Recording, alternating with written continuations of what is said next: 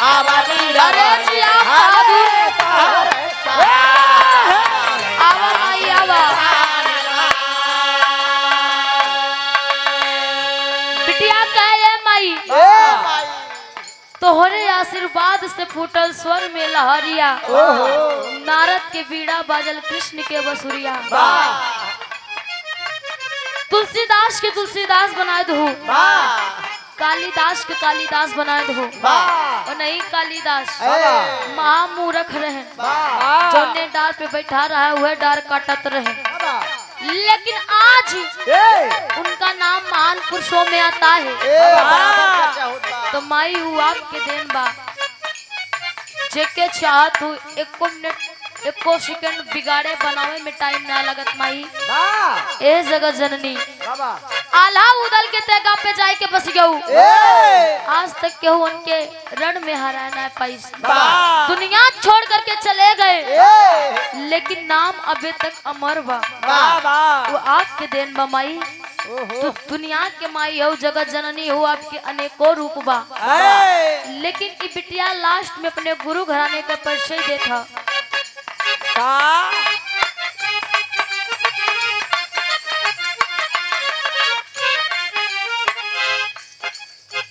गुरु बिहारी रामा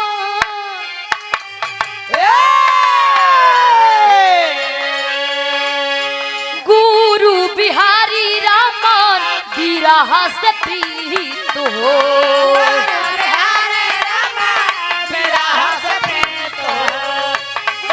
क्या बात है।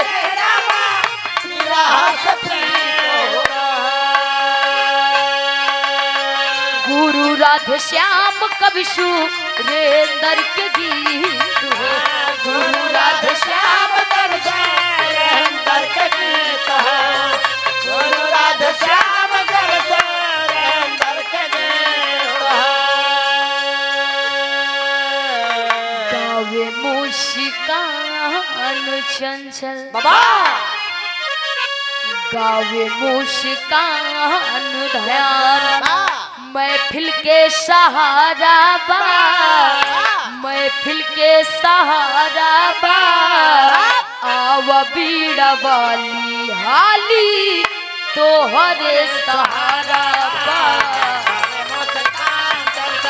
महफिल के सहारा बा, महफिल के सहारा, क्या बात है। आवा बीड़ा वाली हाली तोहरे सहारा बा, जी आप बहादुर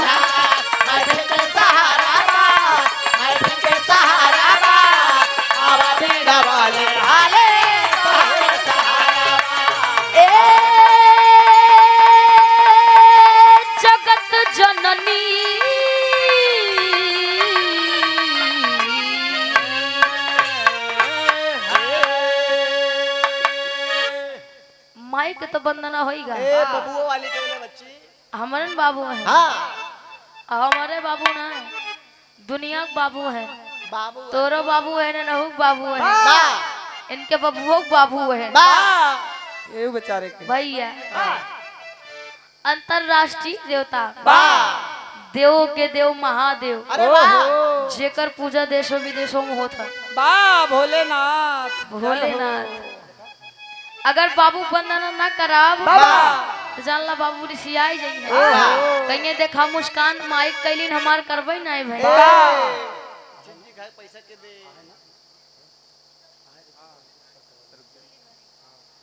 आदरणीय आप परम पूज्य परम श्रद्धेय आप राघव राम यादव इसौली भारी की पावन धरती से चाचा जी के कर कमलों द्वारा 101 रुपए का महान आशीर्वाद पहुंच के पेलगी बा।